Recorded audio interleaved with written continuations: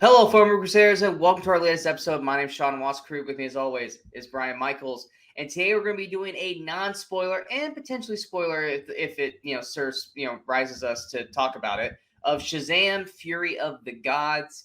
Now, Brian and I both, I think, are kind of in agreement that we both thought the first Shazam movie was fine, but not really anything special. Would you agree with that?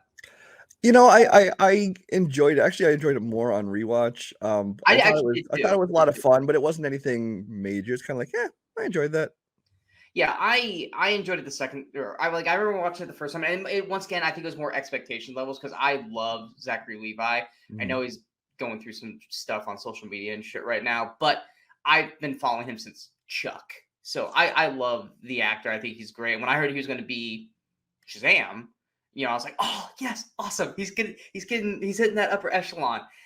And then when we came out, it was just kind of I had problems with the Seven Deadly Sins and all that kind of stuff. But yeah, rewatching it before this one came out, I was like, it's not as bad as I thought it was. Like I think it's a solid film. I think it like bumped up from like a 3.5 to a 4 for me, kind of thing. But going into this one, I was definitely I don't want to say more excited, but I was more hopeful based off the trailers, with Helen Mirren and Lucy Liu and was it Rachel Ziegler? Mhm. Yeah, I want Exactly. to make Yeah. sure I said that right. Plus, it looks like more creatures, more action than the previous one, and the creatures actually look better than the Seven Deadly Sins did because Seven Deadly Sins did not look that great in the first film. They look a little Um, bit like movies, like creatures out of the Scooby Doo live action movies. exactly, just generic, scary looking monster. One, two, three, four, Which, five. to be fair, this one had a good share of that too. But we'll get into that. Yeah, we'll get into that. But yeah, so I had higher hopes that this was going to be good, but once again, with the DC world in flux, it's hard to care about what's going to happen because we don't know if this is going to continue past this. So it's like watching a season finale for a show that you don't know is going to get picked up or canceled, and it's like, should I really care about the well-being of these characters when I don't know if I'm ever going to see them again past this movie? Was that There's a kind little of bit what of your that, but thought at the process same was? well, there's a little bit of that, but at the same time, it's like Shazam is kind of, even though he kind of refers to some of the stuff in the DC universe, he's kind of so far at least been kind of on his own little island. So it's like you don't feel like if there's another Shazam movie, it's not a big deal because these guys each kind of feel like their own movie, and I don't know. Yeah. He's basically like the DC fanboy. He lives in their world, and he's just like, well, more Freddy than him, but more just like he really is a fan of all of them, and he's doing his own thing. Yeah. Except for and this time around, they're like at the very beginning, they you see like these newspaper clippings that like keep trying to force this like secret romance between him and Wonder Woman in newspaper articles, and he even has like a almost looked like a wet dream about her during the movie that really got ruined. But yeah, I mean, other than that, yeah, Shazam is like you said, kind of in his own other island because there are stuff happening in this movie where I'm like, wouldn't they have shown up to help him with this? Because this is some pretty big Well, level. that's always been the thing with the MCU too. Like, well, how come the rest of the Avengers didn't show up and help stop this thing? It's like you just assume they're all off doing their own thing, and also you just kind of have to accept it because I mean, before the MCU, honestly, every superhero movie was its own little franchise. It was its own Yeah, thing. Not everything had to be connected. So if one series ended, it didn't matter if that one did, and the other ones could go on. And this one's kind of the same thing. I just take these as like their own movies, and if it and even within the MCU, if you try to figure out, oh, why weren't the other heroes here? It's just kind of like just go with it, well, dude. It's a normally movie. normally I agree with you, but when they constantly are doing like at the end of the first movie, they had Superman show up, and there's a cameo in this one as well. It's like, well, no, they are around, so why didn't they show up for this? Because especially the one cameo that does happen in this movie, which we'll go to a spoiler section, we'll probably talk about it here. But when that person does show up, you're like, well, that person looked like they were available. Well, Shouldn't they have shown up for that? they just got back from something they were dealing with. You don't know about off-screen own Meanwhile, adventure. Yeah, yeah. I mean, this all But took place within the course of what, a day or two? I don't. it was a couple days. Couple days. Yeah. It was probably 3-4 days tops, but probably at least two. The general plot for Shazam, and I also like that this actually had um oh god, I'm blanking on the word. It's early in the morning. We're shooting early, and I say early, and it's like Really 12:45. for us. It's early for us because we're late night guys. Um, it had the first film basically had congruent, lasting effects that led into this. Basically, at the end of the first movie, obviously, if you guys watch this review, you hopefully have seen the first film. When Shazam and family are fighting, is it Savani or Savan? Dr. Savati. Savani. They break the staff that has basically controls the powers of the Shazam. And Savannah, by sorry. doing what's that? Sorry, Savannah. Savannah. Yeah. Basically he breaks the staff so that way he can't use it to try to steal their powers. But by doing so, it unlocks this like orb bubble that's been keeping all the gods basically locked up, which is how the wizard got all the powers in the first place. Which releases Helen Mirren and Lucy Liu, who are the daughters of Atlas. Their actual names was it? You got Calypso and Hespera. And basically, they find the spear, which ends up being in Greece, and they basically reconnect it and basically are trying to steal the powers away from the kids. What the kids are dealing with at this time, mainly Billy, is this is 2 years later since the events of the first film, and everyone's growing up. Everyone's kind of branching off, doing their own things. Mary's really not necessarily upset, but she's kind of moving on. She wished she had went to college, which that was her decision from the first film to not want to go to college because she wanted to be around family. Now she seems to be regretting it. Freddie, because he's got powers now, he kind of wants to go solo and do his own thing. And then everyone else is just kind of just living their lives, Pedro's kind of finding new outlets for his homosexuality by watching baseball, which good for That's you, why man. Sean watches. Yeah, that's also why I played for 22 years. But yeah, and I'm blanking on is it Eugene? Eugene's still just Eugene, but Eugene's really focused on all these doors to other worlds that we saw in the first film, and I always blank on the little girl.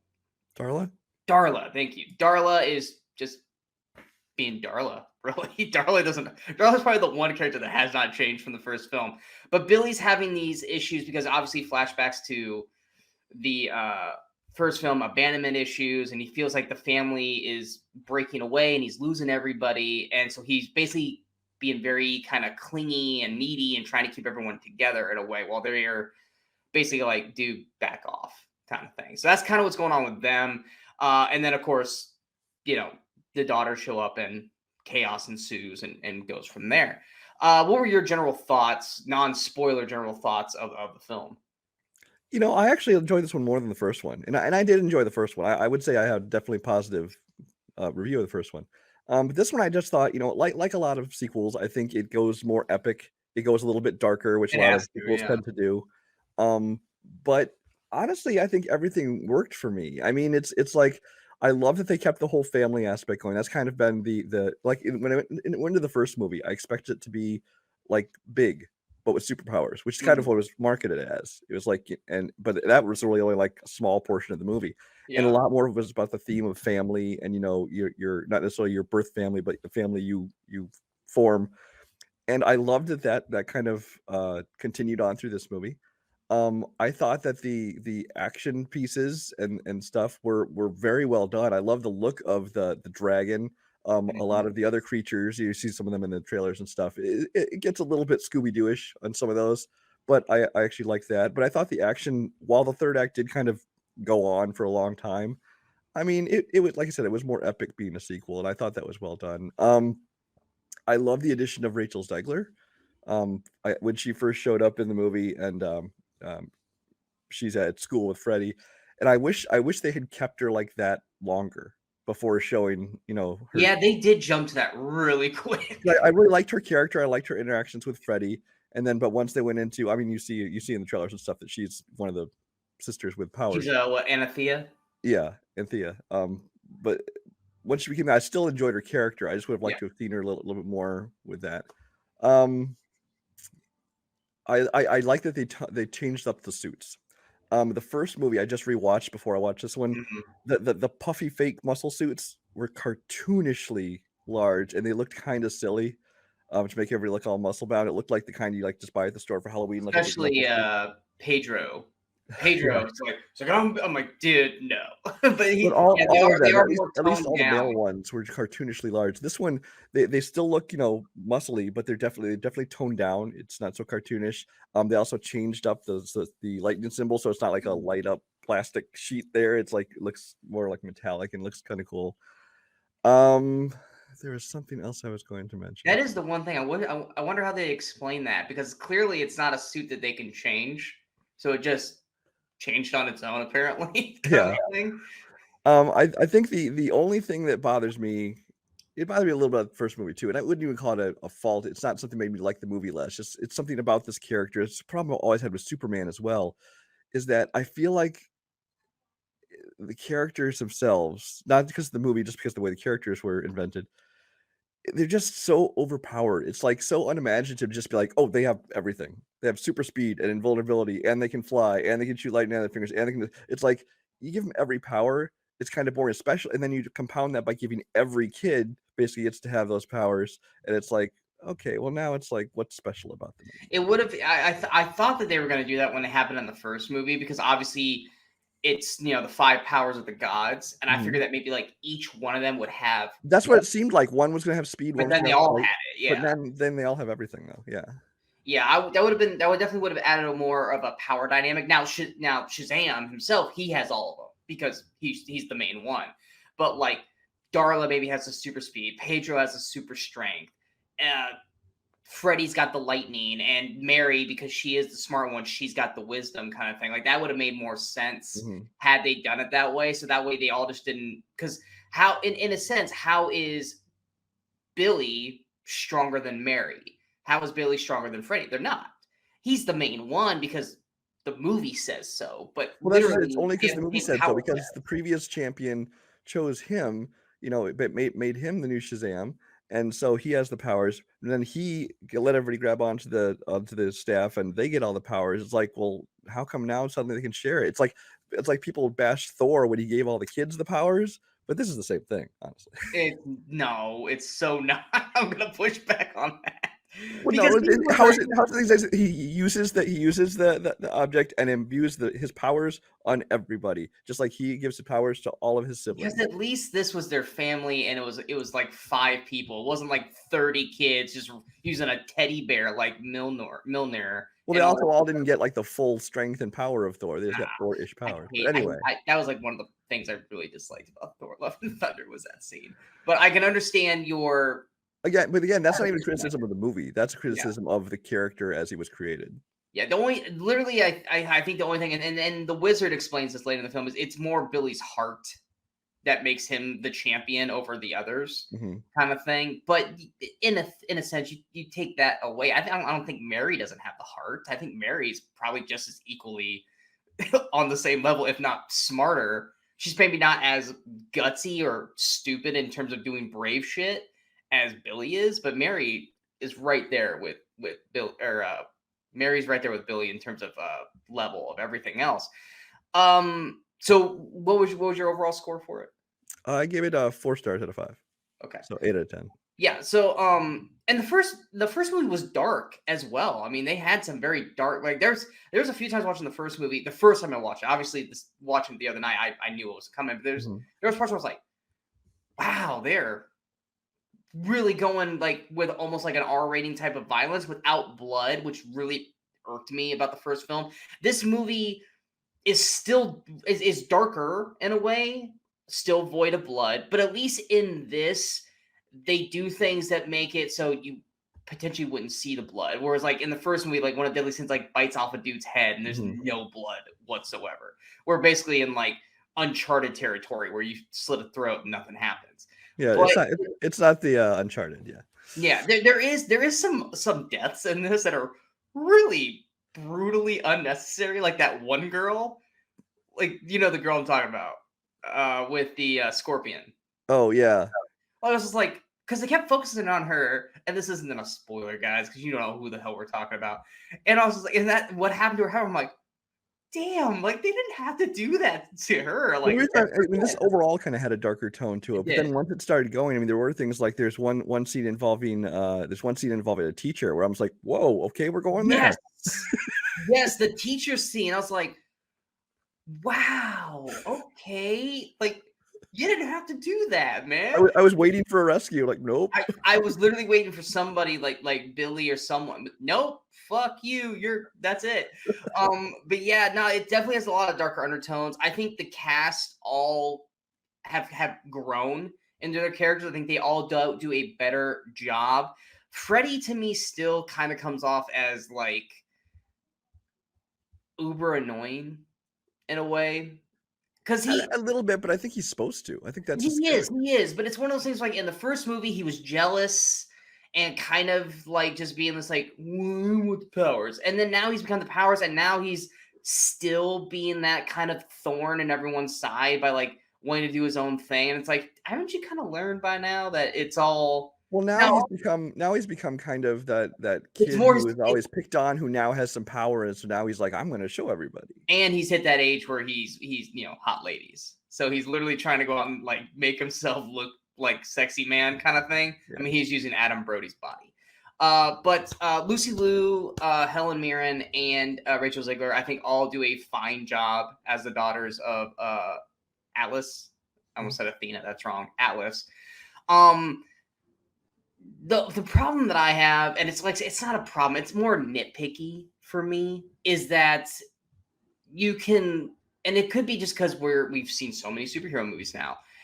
You can predict this whole movie all the way through. You can predict when turns are going to happen. You can predict when characters are going to drastically change. And you can call this shit out 20, 30 minutes before it happens. And it's just, it could just be chalked up to, we've seen these movies multiple times. We know what's going to happen. But every character change, every twist and turn was like, well, yeah, we all saw that coming like a mile away. Which was it? That's not a negative on the film. It's no different than you figuring out a twist of a movie before everyone else does. It doesn't make the movie bad. It just means you figured it out sooner than everybody else. But one issue that I did have, though, and this is a legitimate issue, is that this whole subplot at the very beginning of the film, it's not even a subplot, it's a main plot for the actual Shazams, which is Billy having issues with everyone growing, they're going their separate ways, and him kind of feeling like he's being abandoned again. That was really good. Also, because he's about to turn 18, which means he'd age out of the foster system, and he assumes that means he has to go. Which Mary didn't, so he should have kind of chilled the fuck out. Well, she kind of says that too, yeah. Exactly. But this is a big character plot through the first act and start of the second act. But then as soon as the daughters show up and start, fighting and everything, they kind of abandon that story plot until like the very, very, very end. And they really needed at least one scene in the middle to keep that plot heavy throughout, because it's a very good plot. It's a plausible plot. It's a good character plot for this group. And they kind of just dropped it until it needed to have an emotional moment near the end of the film kind of thing. And I think that they should have done at least one scene, maybe with the parents, maybe with Rosa and I'm blanking on the dad's name. The dad's name was Victor. They probably should have had a scene with them talking to Billy or something like along the way, because there's also that underlying plot where Billy won't call Rosa mom, and like they have like one line where you could tell that it bothered her, and he wouldn't call her mom. That it's stuff where it's like, yes, the action's great, but we still got to keep these characters grounded into what the storyline's going. And that's another issue, is that as much as I love Zachary Levi, is it Asher Angel? He's really good in both movies. Asher is a really good character. He's a good actor. He plays the Billy character fine. But once the action comes in, Asher doesn't really get much screen time again till the final act. Once that extra scene really could have gave Asher some more to do. And I think he's owed it. I think he plays the Billy character really well. Obviously with the other kids, we get to see them a whole lot more. I think all the kids get way more than Billy or Asher gets in the film because of plot points that happens in the film. But it's something where I think Asher should have gotten a little bit more. He is technically the lead in a way with Zachary Levi, and he really gets shortchanged in the film. I think the other ones, I think they felt okay to do it with the kids. Honestly, I'd rather watch the kid versions of most of them than the adults. But I think they don't mind having a balance there. But with Billy, they're like, well, Zachary Levi is the face of our movie. We have to have him in the movie more. I get that, but Zachary Levi has to play a certain archetype No, because he's from a character standpoint and everything, yes, I would have liked to have seen more Ash. I'm just saying that the Warner Brothers DC's rationale. I get that, but Shazam is still a kid. Well, teenager. He's a teenager. He's about to turn 18. Everyone kept calling him kids. I'm like, dude's almost 18. He can literally go into that strip club now and be okay from the first film. The action though, I thought was actually really well done. Definitely better than the first movie. Especially the dragon. I thought that dragon looked great. I was not expecting good things, but that thing looked great. And that final act battle between with the dragon, I won't go further into explaining that right now. I thought that was really well shot. The other creatures, I think, all looked good. I would have liked to have seen them more. But Darla goes a little too cutesy, but that's her character. That was more just a niche issue with me. I was just like, okay, like turn the cuteness factor down a little bit. Yes, especially when Darla is the adult version, Megan Good. In both movies, I'm just like, okay, we're overdoing it. So. I can understand. Honestly, I was okay with the Megan Good part because it is still very much a little girl in a woman's body. But it's when we get back to Darla being Darla, it's like, you're a little older now. Like, grow up a little bit kind of thing. Yeah. And we also get a big product placement in the movie as well. Yes, we do. And the first time it was funny, and then they kept going with it. And I'm just like, ugh, okay. But nonetheless, I agree with you. Shazam! Fury of the Gods is a stronger film than the first one. It's got better action, better special effects, better characters. I do think Billy, Asher Billy, probably has more to do, obviously, in the first film than this one. I wish he would have got a few more scenes. But I think in terms of Zachary Levi's Shazam, he gets a ton more to do in this acting-wise. And I think everyone does a great job. I went in with little to low expectations because of the way the DC world is going and just how I felt about the first film. But I was honestly pleasantly surprised. I was happy with what we got here. You gave it 4 stars. I'm also going to give it 4 stars, but because I give an actual letter or number thing, I'm going to give it an 81%. Oh, you got to outgive me 1%. I see how it is. Okay, that's still 4 stars. but yeah, I think it was very, very solid sequel. Worthy of watching again. Whereas like Shazam, I didn't rewatch that movie till the other night because of the sequel. Whereas I would definitely check out Fear of the Gods more than once. That's our non-spoiler talk. We'll jump ahead a little bit into some spoiler stuff because I think there's some things that we wanted to say that we really couldn't say right there. So if you guys have not seen it, stop now, come back, watch the rest of this when you actually have seen the film. So here's your spoiler warning. Good. Everyone left the room. Children. Good. Awesome. Okay, cool. But yeah, like with the I was watching March Madness yesterday. I'm a big sports fan. I watch all the college games. They screwed up. They screwed up massively. I hate TV movie commercials so damn much. I'm so glad I almost never watch television, broadcast television. And usually I'm usually never watching anything for the most part live unless it's on streaming, and even then that's not live. So I can fast forward through stuff, but obviously with it being a basketball game and stuff, I can't fast forward through that shit. And Shazam is on.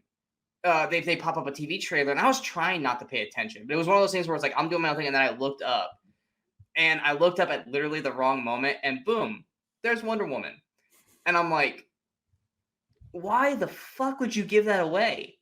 Why would you give that away in the trailer? Is it because you guys don't think people are going to go see Shazam? So if you throw Gal Gadot in, it was a last-minute ditch by Warner Brothers to be like, oh, we can sell a couple more tickets if people think, oh, Wonder Woman's in this too. But here's the problem. They could have done it with the dinner dream sequence. Mm-hmm. Not the very, very end of the third act when you know that Billy, make sure everyone's out of the room, spoiler, Billy dies, and then she shows up to basically bring him back to life, and you see him talking to her then. Because when Billy dies, that is an emotional moment. That is an emotional blow. But here's the problem. I'm sitting there, and I'm like, I should feel sad because I'll give Jack Dylan Grazer, he sold the shit out of that. He did a really good job.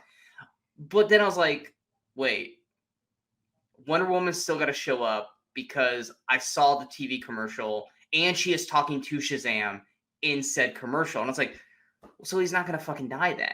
Yeah. And sure enough, not even 5 minutes later, here comes that scene. I was like, I hate TV trailer commercials. Now, the first trailer or the teaser trailer and the regular trailer, they didn't do that. That was fine. And I tried to stay away from everything else after that. But freaking March Madness screwed me on that. I mean, there had been rumblings for a while that Wonder Woman had a cameo in this from I don't know where the original sources came out, but it's like there's always rumors of everybody showing up in every movie. And then apparently there was, I saw some headlines on some of the sites I go to talking about how basically some of the toys that came out were revealing that Wonder Woman is going to be in this movie somewhere because like the Lego sets had her in it and things like that. But see, even still, you could have chalked it up to the dream sequence. But again, and a lot of times like Legos will come out with things like that. And sometimes they do reveal things, toys, but other times the toys are based on, they throw things in there that aren't actually in the movie. Yeah. And so it's like, okay, whatever. But then it seems like, one day I saw headlines because like I said, I don't watch TV. One day I started seeing headlines about, new TV spot for Shazam, Fear the Gods, spoils cameo. And I'm like, without even looking, I'm like, well, Wonder Woman's in a trailer, in a commercial. So I went ahead and I looked at the commercial because it wasn't spoiling anything for me that I didn't already know because just the headline alone just confirmed what I already knew. Yeah. And so I watched it and then I thought, okay, they showed Wonder Woman's in the movie. It's it spoiled a cameo, but whatever. Okay. It's stupid, but whatever. But then when I saw the movie and saw the context of it, and like you, it's got to the point where he died. I'm like, well, that scene hasn't happened yet. So she's going to be in here and he's still going to be alive. And so I know it's like within the context of the movie, it's so much worse. It's like, yeah, it's one of those things where I almost would have applauded them if that scene was not in the movie and it was just in the commercial to get people to come see it. And they were like, no, that's not in the movie. And I was like, I would have went, bravo, guys. Even at first when I was getting towards the end of the movie, I was thinking, and I hadn't seen that scene yet. I'm like, okay, well, they showed Wonder Woman, but she must be in a post-credit scene because I mean, like, Sony is notorious for having shitty marketing like that, where they'll show the final scene of like I think it was Venom, the final scene they showed in their trailers, things like that. So that maybe it's post-credits. But then once I realized, no, wait, he still needs to come back to life. I'm like, no, she's going to be there for that. Yeah, because even in the TV commercial, because once I came back, I actually like paid attention to the commercial when it aired for the basketball games afterwards, and they even have the post or mid-credit scene in the trailer because it's him on his phone going, "Ooh, I like that," when he's talking about the Avengers Society, and I was like, you guys are just giving all the end shit away, Like, obviously, that one's context isn't there, so it's not a huge spoiler. Right. That could have been anywhere in the film because it doesn't show, I call the Peacemaker group in there, which Brian likes to call James Gunn's wife and best friend. Well, they are. Okay, I won't get into that. But I'm not saying it was nepotism. I'm just saying it's a bad look for him at this. No, and James Gunn even came out and said, I didn't put them in the movie. This movie was like literally being made when I was making Guardians, so I'm not the one who put them in this. Same thing with Black Adam. So although his partner, head of DC, Peter Safran, is the one who produced this movie. Still, but Gunn wasn't even in charge of DC at that time. So for people getting mad at James Gunn because now he's in charge, and you guys remember this movie was made like a little bit of ways ago. Gunn wasn't in charge yet, so it's not Gunn's fault. So y'all need to get off Gunn's back about that. But yeah, it's in terms, like I said, of the actual fighting. I think we all knew that Helen Mirren was going to turn on Lucy Liu, and then we knew Lucy Liu was going to turn on her, and we all knew that Rachel Zegler was going to be good pretty much the whole way. I didn't know going into the movie that Helen Mirren was going to turn. I mean, like pretty early in the movie, I knew that, but like going into the movie, I didn't think that. I think we all knew from the beginning she was going to be. I felt like when you had that conversation, and obviously context-wise, this wasn't going to give it away, but when they were sitting there having like the conversation at like the food place, I was like, if Helen Mirren really is that bad, she probably wouldn't be sitting here having a conversation with Shazam. She'd be like Lucy Liu and just like fucking murking everybody. So like just seeing them being able to have a civil conversation was like, Helen Mirren's not fully bad. And then she always kept stopping Lucy Liu from like going full dark very badly. She didn't do a good job, but she did stop her. To the point where I was like, yeah, Helen Mirren's eventually not, or she's eventually gonna allow or stop her in some way, shape, or form. I do think one thing that irked me is the dome. Very Simpsons movie, by the way. But did you notice in the third act, the whole time they're fighting in daylight, you can't see the dome whatsoever? The dome is not there. Because there's so many times where they're flying around with the dragon chasing them and shit, and I'm looking in the horizon, and it's like, that dome's gone. There's no dome. You can't see a blue hue or nothing. But then as soon as they mention the dome, boom, dome's back. That 100% happened in the movie. Because there's so many times I'm watching them fight, and I'm looking back, and I'm like, did they take down the dome and no one told us? And I was like, no, because I'm looking, trying to find any kind of hue that keeps them together. And then as soon as they mentioned the dome, like I think it's when he's talking to Helen Mirren again, and she's like, no, anything in the dome be destroyed. And then as soon as she has that line, boom, you can see the dome again. And I'm like, guys. It also got darker outside. No. It was still daylight at that point. It was still daylight for maybe less than 5 minutes, and then it turned dark. So then the dome was beautifully visible after that. But my own thing was the dome was the inconsistency of nothing can pass through the dome, but then as it shrunk, people everyone could go through. I noticed that too, because would it just be pushing everyone really closely together? Kind of thing. I noticed that too, because I was watching was it the guy on the was it a scooter, moped or something, or whatever, and I was like, is he gonna get pushed in? And then it goes past. I'm like, well, how the fuck was that any different than when the thing started? That should be the only thing I could think of, and I don't know if maybe there was a line about this that I mentioned. The only thing I could think of was that it was basically only affected, they're talking about magic defeats magic, if because they were just normal people, not imbued with powers, the dragons and the creatures and the family that had powers and all that kind of, they would be contained by it. They couldn't get out, but maybe regular people. But Mary and all them, they weren't in the dome. When they were on the unicorns and keeping everyone, they weren't in the dome. The dome went through them as well, because they weren't the only thing that was really in the dome. But once the dome shrunk, yeah, it was basically the baseball stadium for the most part. I chalked it up to Helen Mirren just decided that. Yeah, I mean, if she can control the dome, I guess she can control that. Yeah, while I'm drinking it, I'll I think it's fine. It doesn't break the movie for me, but it was just whatever. But I did like how they condensed it into just the baseball stadium, because me being a baseball fan, I was like, nice. The Phillies are never going to play in Philadelphia for the next 3 seasons, but nice, because in theory, the Phillies are going to have a new home for at least the next 3 baseball seasons until they rebuild Philly Stadium. But what did you think about them basically almost becoming annoying villains to Philadelphia through most of the film, being called the Philadelphia Fiasco and shit?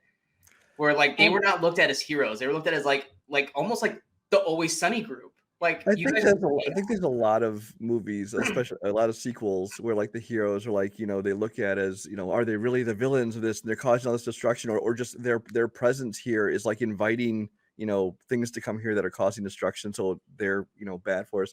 That's not a new thing. That's a common thing with superhero movies, but I didn't like the whole idea. It's they're acting they caused this, they saved 164 lives or whatever on the bridge. I don't care if your bridge fell down. Yeah, and they weren't even the one that started it. It was a car accident that happened on the bridge. That's what caused the bridge to collapse. They showed up to try to save as many people as possible. That had nothing to do with it. They were sitting at home playing video games and all that stuff when that shit happened. I chalk it up to, once again, trying to keep it relevant, much like Scream 6 was. Fake news, people posting because they have trying to villainize everything that happens, kind of deal. But even with Freddy, when he does the armored truck heist thing, it comes back and there's a report saying that the Tribune, which that's another thing, it was always the Tribune. And I thought they were going to eventually show why the Tribune always kept posting negative shit. I was waiting for something to have a reasoning for that. Maybe that'll be chalked up to maybe the worm doing something. It just seemed like they're always trying to make it so that one outlet is making them out to be villains, which actually it makes a lot more sense than if it was all media was calling them villains. This is kind of, like you said, getting into kind of the modern culture of there's outlets that just want to have an agenda and want to push this narrative. And because of that, the news reports buy into it too, calling them the Philadelphia Fiasco and all that kind of stuff. But yeah, I mean, like I said, I thought it was relatively solid. I thought, like I said, the death at the end, I thought was really well done. had they stuck with it. But once again, the Wonder Woman spoiler thing, and even then, I didn't even like Wonder Woman I showing kind of up at half that wish he point. stayed dead, just because it would give the film some kind of gravity to it, and you still have Yeah, other characters if you want to continue on, or he can be brought back in the future some other way. But it's just like I don't know. I kind of like that they actually killed somebody for at least a minute though. because even with it, like, and I got nothing against Gal Gadot or Wonder Woman, but like even like at that moment, we're like, was there anything we could do? No, there's no other gods. There's me. I was like, that was such an eye roll moment. It's like Yeah. it's almost like in Zoolander when they're like, "Who's gonna do this?" And it's like, "I'll stand," and it's David Bowie, and it's like, and everyone's just like, "Okay." That's what it felt like with Wonder Woman. It's like, and you had to blare her theme song during it, and I was just like, that was Anytime the she other shows thing up in a too. movie, you have to blast her theme song. That's the other thing too. I don't know if you had this issue. It might have just been my theater, but That was all you. especially you didn't have that problem in the first act. No. Okay, my theater, like the audio was not on track because like the music was so loud that like you could barely hear them talking. Like they're not, it wasn't an argument, but like when Freddie and Billy were discussing whether they should go do the bridge by themselves or with a group, barely could hear that, barely at all. When they're on the bridge, you couldn't hear any.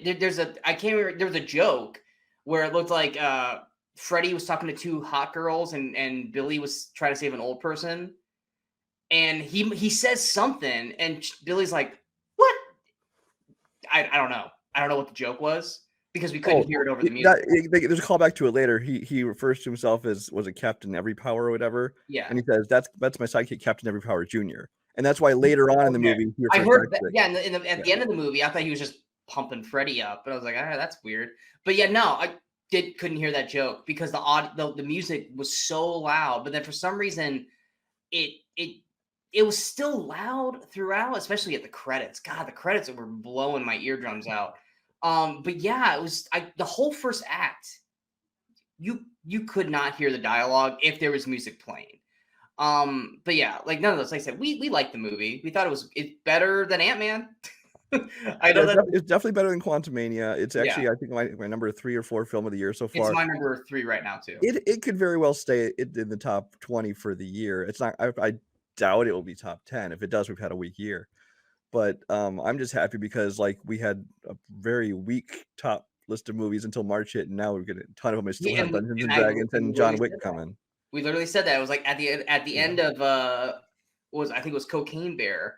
I was like, man, Cocaine Bear is my number 1 movie of the year right now. I'm kind of sad because I thought Cocaine Bear was fine, and then we're like, wait, what do we got coming out in March?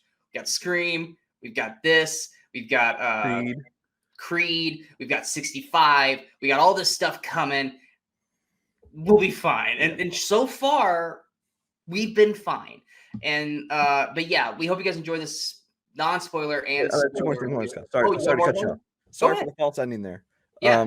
Too much spoiler things. I don't know if this series will continue. If I had to guess, I'd say no. But I like that Rachel Ziegler's still around. That she's there with them now, and that I'd love to see her. She's a 6,000-year-old woman potentially going to fuck like a 16-year-old. Yeah.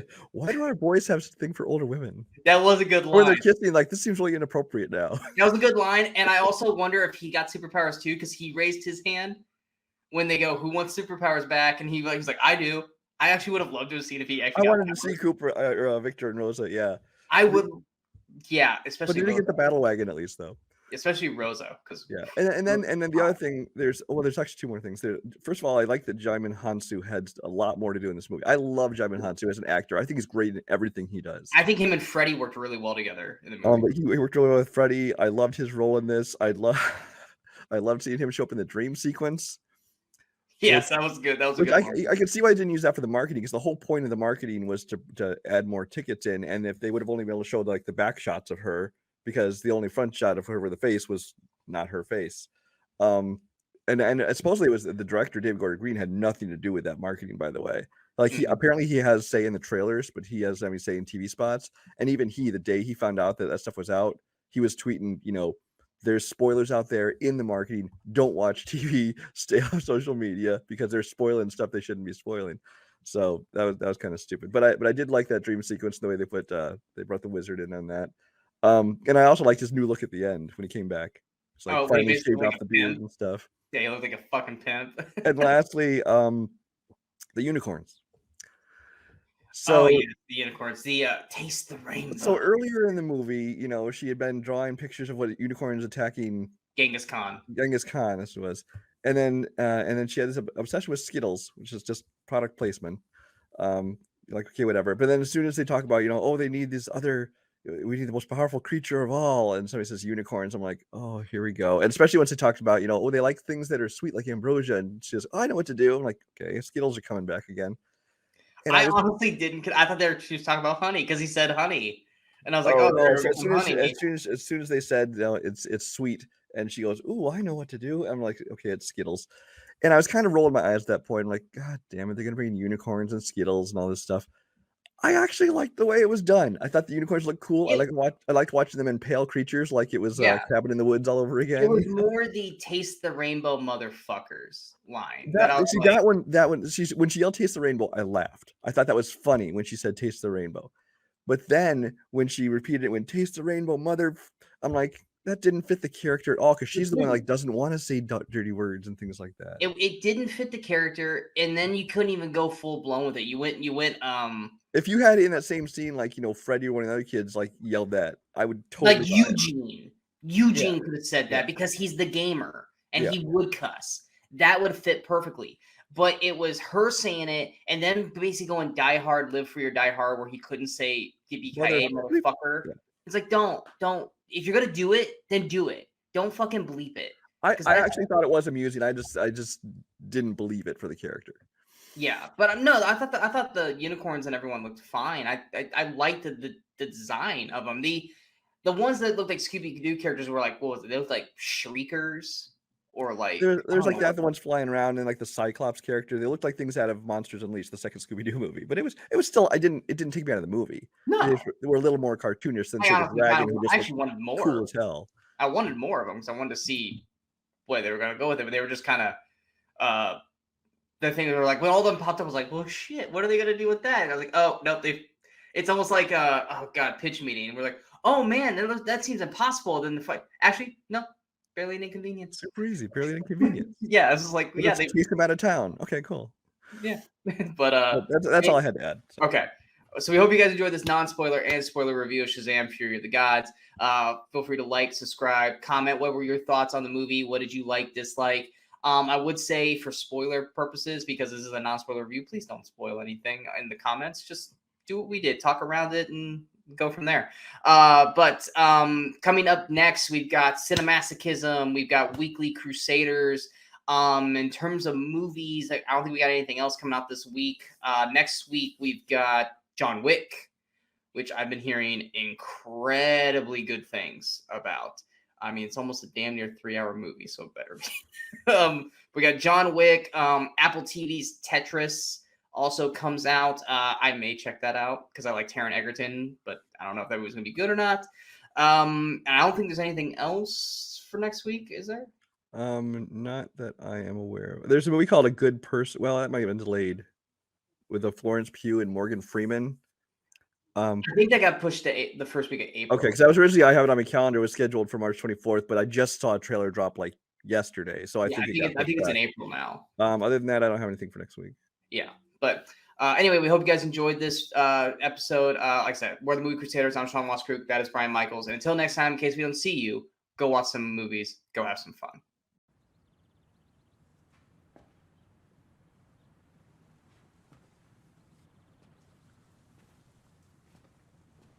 You're still here. It's over. Go home.